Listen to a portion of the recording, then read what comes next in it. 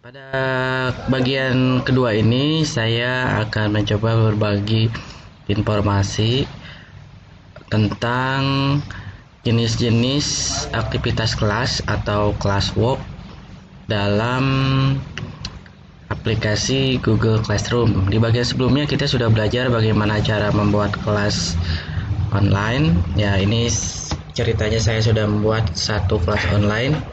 Kelasnya adalah kelas audio video. Tentunya ini disesuaikan dengan judul mapel Bapak dan Ibu ya.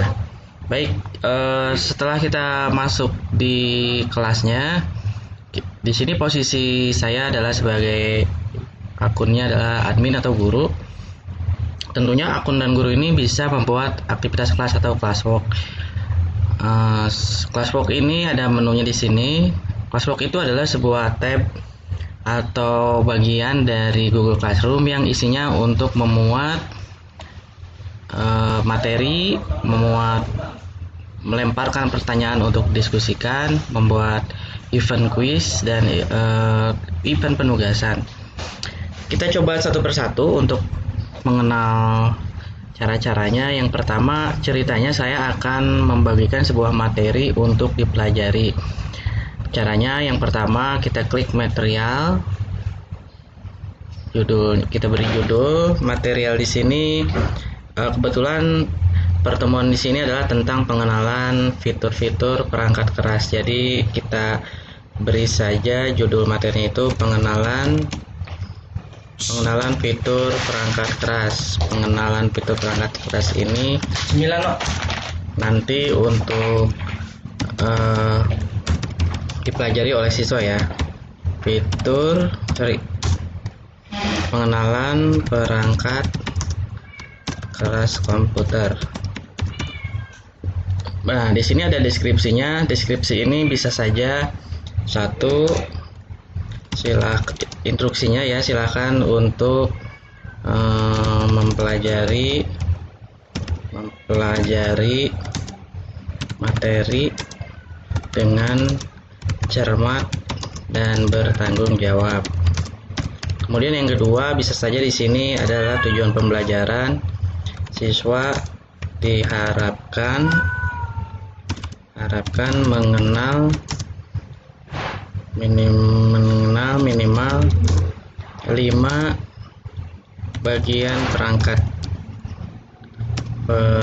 keras beserta fungsinya dengan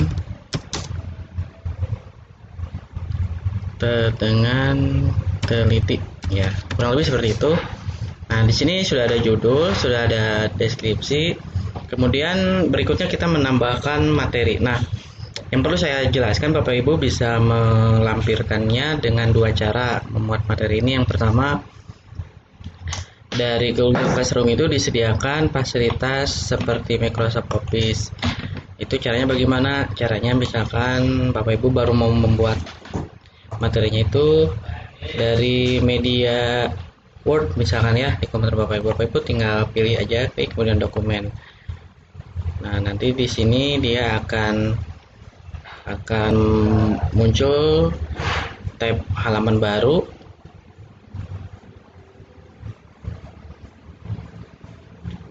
Wujudnya karena kita dokumen berarti akan tampilannya seperti Microsoft Word ya. Nah, tapi yang perlu Bapak Ibu ingat, file Microsoft Word yang kita sedang buat di sini, dokumen yang sedang kita buat ini itu adanya di Google Drive email Bapak Ibu ya. Jadi nanti jika Bapak Ibu ingin mencari, itu tidak ada di laptop Bapak Ibu, tapi ada di email Google Drive email Bapak dan Ibu. Nah, ini tampilannya seperti Microsoft Word ya. Oke, saya close dulu. Nah, lalu bagaimana kalau kita sudah punya filenya, terus kita ingin upload atau ingin unggah ke materi ini? Ya, kalau seperti itu ceritanya, kita tidak perlu membuat create dari fasilitas dokumen-dokumen ini ya, karena dokumen-dokumen itu sifatnya kan ini adanya di Google Drive di email. Kalau Bapak Ibu sudah punya, itu jangan memakai menu create. Jadi ini kita hapus dulu. Bapak Ibu bisa meng-add, kemudian ada lampirkan file.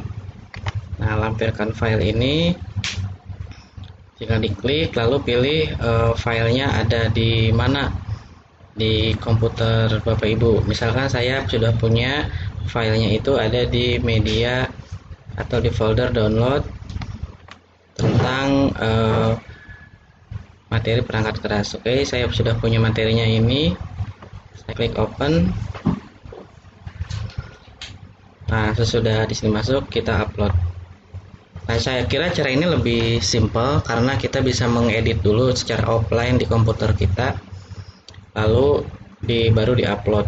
Jadi kita meminimalisir pengerjaan dari nol. Tapi kalau memang Bapak Ibu mau membuat dari nol, silakan bisa menggunakan fasilitas apa tadi Google Doc-nya ya. Maaf, dokumen ini ya, Google Doc-nya ini. Tapi kalau Bapak Ibu sudah punya filenya, silakan pilih add dan pilih file. Selain itu juga di sini bisa Bapak Ibu misalkan punya video pembelajaran dari YouTube, sini tinggal ingin dilampirkan, tinggal klik YouTube saja seperti itu. Caranya sama. Nah, sesudah file materinya diunggah, di sini ada pengaturan materi ini nanti mau di-share-nya untuk kelas apa. Nah, misalkan Bapak Ibu membuat kelasnya lebih dari kelas 1. Nah, misalkan materinya mau di-share di kelas yang lain, itu boleh seperti ini. Tapi jika tidak berkaitan ya cukup yang kelas yang sesuai saja. Apakah untuk semua siswa atau tertentu. Nah, kalau untuk semua siswa dicentang saja. Kemudian topik. Nah, topik ini sangat penting. Topik ini artinya seperti folder ya. Jadi materi ini nanti ada di dalam folder. Topik-topik ini sangat penting dibuat kalau misalkan nanti ada topik baru atau materi baru atau submateri ya. Jadi ketika kita dalam satu topik itu biasanya ada materi, ada tugas. Kemudian nanti ada materi baru lagi, berarti topiknya baru lagi. Ada materi ketiga, berarti topiknya yang ketiga. Nah, ini memudahkan kita untuk menelusuri materi dan kuis yang berhubungan dengan topik-topik tersebut. Di sini saya belum ada topik, saya buat create topik. Topiknya misalkan tentang perangkat keras komputer, perangkat keras komputer. Oke, kalau sudah, kemudian yang sedang kita susun ini baru draft ya, belum terposting atau muncul di kelas atau terkirim di kelas. Kalau mau diposting saat ini juga kita tinggal klik post, tetapi kalau mau dijadwalkan misalkan materi ini saya saya desain itu tampilnya ingin 2 hari lagi, kebetulan sekarang tanggal 21. Nah, berarti tanggal 23, ceritanya tanggal 23 di postingnya. Kita klik schedule saja, schedule, kemudian nah di sini bisa dipilih. Kebetulan settingan itu 2 hari setelah kita ya, tapi kalau mau besok juga bisa. Nah, tergantung tanggal berapa kita mau posting materi ini, jam berapa. Misalkan ingin dari pagi jam 8 ya, oke. Baru klik schedule. Nah, kemudian ini akan kembali ke menu Classbook.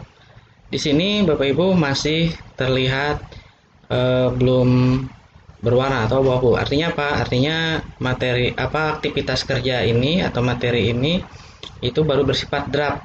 Kenapa? Nanti peserta tidak akan melihat karena di sini dijadwalkan tanggal 23 sampai jam 8.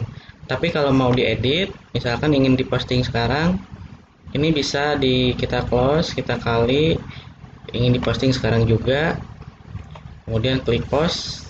Nah, kita lihat bedanya. Nah, kalau dengan di post ini udah muncul, udah berwarna, udah hidup, artinya berarti materi ini bisa dilihat oleh siswa langsung saat ini juga.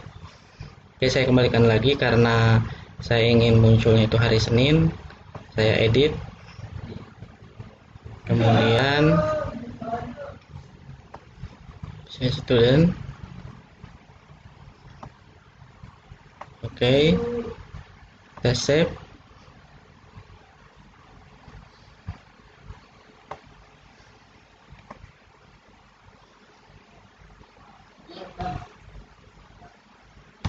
Oh ya, ini sudah terposting.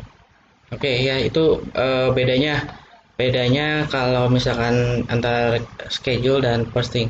Tapi kalau Bapak Ibu mau memposting sekarang, tinggal di klik posting saja. Tapi kalau misalkan mau dijadwalkan tadi tinggal klik schedule ya, seperti tadi caranya. Baik, itu tentang material. Kemudian yang kedua tentang penugasan atau bertanya. Nah, ini question yang kedua ini untuk sesi tanya jawab atau diskusi. Misalkan bisa saja forum diskusi materi perangkat keras. Diskusi apa? Silakan kemukakan pendapatmu mengenai kita buat mengenai perangkat keras dari sebuah komputer. Baik, kalau misalnya sudah caranya, nah bedanya kalau tadi kalau post itu untuk materi, kalau ask itu artinya dilemparkan pertanyaannya atau kita sudah mengaktifkan pertanyaannya. Kalau Bapak Ibu memerlukan lampiran, silakan caranya seperti ini. Kalau ada lampiran yang ingin ditambahkan dari komputer kita, tinggal pilih file. Kalau dari YouTube, klik YouTube. Kalau link itu ada dari halaman web lain, bisa dimasukkan di sini. Kalau dari Google Drive, ada di Google Drive kita. Nah, kalau mau membuat file baru, ini bisa di sini. Tapi kalaupun hanya seperti ini juga sakit ya, jadi masalah. Kemudian di sini jangan lupa topiknya disesuaikan dengan materi kita tadi. Kita tadi sudah buat topik, sehingga nanti ini disamakan karena masih berkaitan dengan topik perangkat keras. Kalau sudah, boleh saat ini juga diposting atau mau dijadwalkan seperti tadi juga boleh.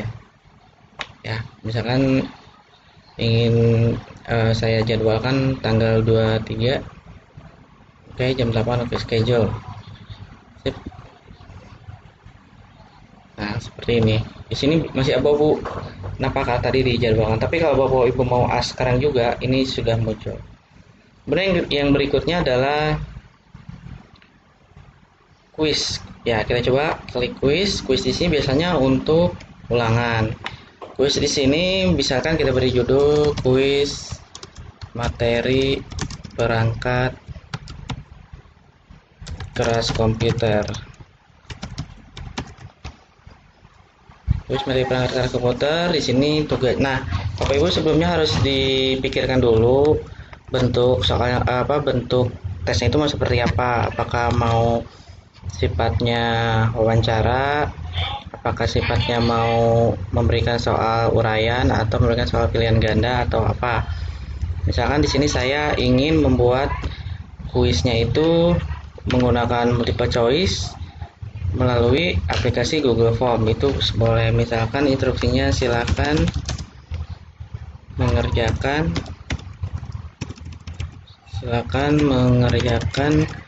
kuis berikut dengan jujur. Nah, ini instruksinya. Dan jangan lupa mengklik tanda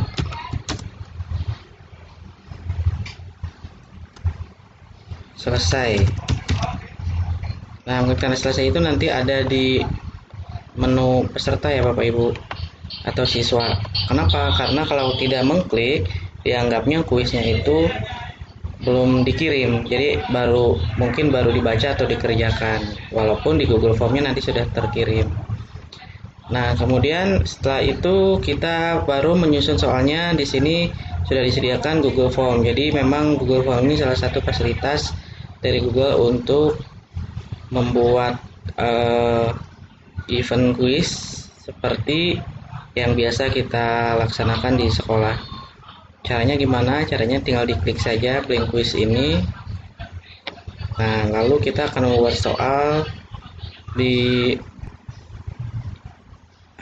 soal atau kuisnya di sini ya. Kita beri judul saja kuis materi kita ada setting kuis materi sesi kuis materi perangkat keras. Nah, ini hanya contoh saja Bapak Ibu. Ini deskripsinya misalkan untuk kelas 12 multimedia. Oke, di sini biasanya kalau pertanyaan ini kan pertama ada nama ya. Nama, kemudian setelah nama itu biasanya seperti biasa ini nama kelas. Oke. Bisa saja ditambah dengan nomor absen. Bisa seperti ini, hanya opsional saja. Kemudian setelah pertanyaan identitas baru pertanyaan soalnya. Misalkan pertanyaan soal barunya saya buat bagian baru. Dari pertanyaan terakhir saya buat bagian baru atau seksi baru, ini judulnya soal. Kalau tadi kan pertanyaan tentang identitas ya. Soalnya silakan memilih jawaban yang tepat.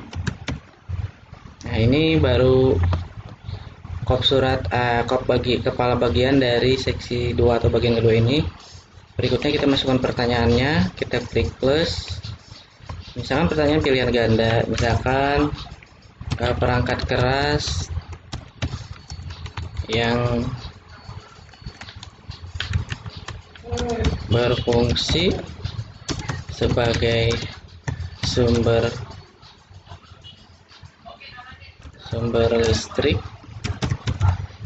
di sebuah komputer terdapat di, ini hanya contoh ya Bapak Ibu. Nah, misalkan ada PSU atau power supply, kemudian ada keyboard, kemudian ada prosesor, kemudian ada lagi LAN card. Ini contoh saja, atau misalkan monitor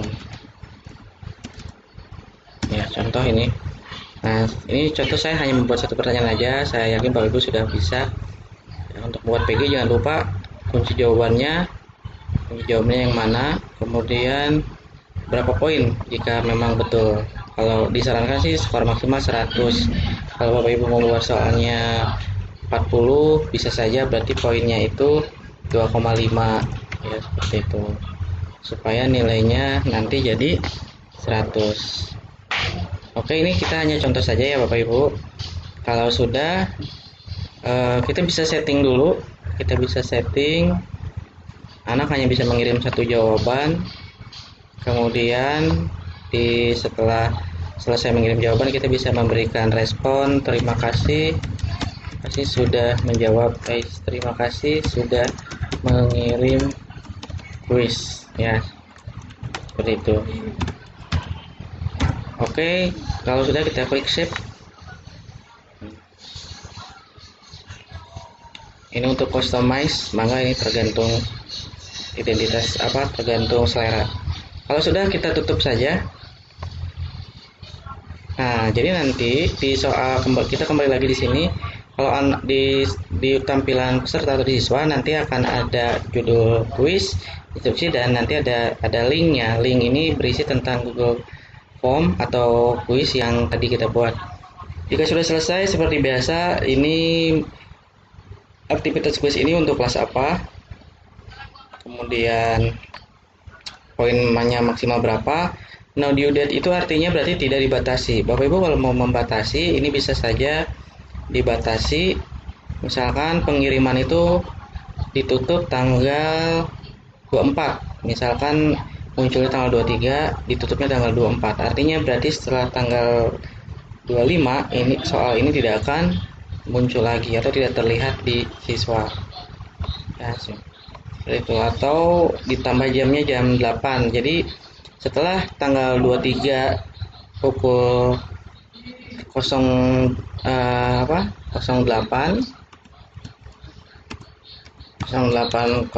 IM ya, berarti jam 8 pagi, Nah, setelah pukul 8.1 berarti soal ini tidak akan muncul seperti itu. Oke. Nah, due date. Jadi artinya ini dibatasi soalnya pengirimannya respon itu hanya bisa terkirim sampai tanggal 23 Maret pukul 8. Kalau tidak dibatasi silakan di close saja ini. Berarti keterangannya settingannya no due date gitu. Untuk topiknya karena masih berkaitan dengan materi perangkat keras, jadi kita pilih perangkat keras. Baik, kalau setelah itu Bapak Ibu bisa membuat rubrik juga. Rubrik ini artinya biasanya untuk soal-soal seperti uraian, uraian singkat atau esai itu memerlukan panduan rubrik. Misalkan nanti siswa mengetahui bahwa nilai 100 itu kalau berisi 5 misalkan pertanyaan tentang sebutkan perangkat keras yang ada di PC, nilai 100 kalau anak menyebutkan 5 jenis perangkat keras, 80 kalau menyebutkan 4 jenis perangkat keras, 60 kalau anak hanya menjelaskan 3 perangkat keras. Nah, nanti dijelaskan dari rubrik ini bisa dicoba dengan membuat create rubrik. Kalau pilihan ganda biasanya tidak ada rubrik karena jawabannya sudah pasti, nilainya juga sudah ada kunci jawabannya. Kita klik berikutnya assign. Assign ini artinya kalau pilihan kuis ini langsung muncul saat ini juga. Tapi kalau mau dijadwalkan, misalkan saya jadwalkan pukul tanggal 23 pukul 8. Nah, kita klik schedule. Oke. Nah, sebetulnya di sini sudah ada 3, tapi di siswa baru muncul ini. Kenapa? Karena tadi saya langsung mempostingnya. Oke, itu tata cara untuk membuat materi, diskusi, dan kuis. Untuk tugas juga sama, intinya seperti itu. Nanti akan muncul di tampilan anak-anak atau siswa kita yang sudah join ke kelas kita. Oke, saya tutup dulu. Terima kasih. Wabillahi taufiq wal hidayah. Assalamualaikum warahmatullahi wabarakatuh.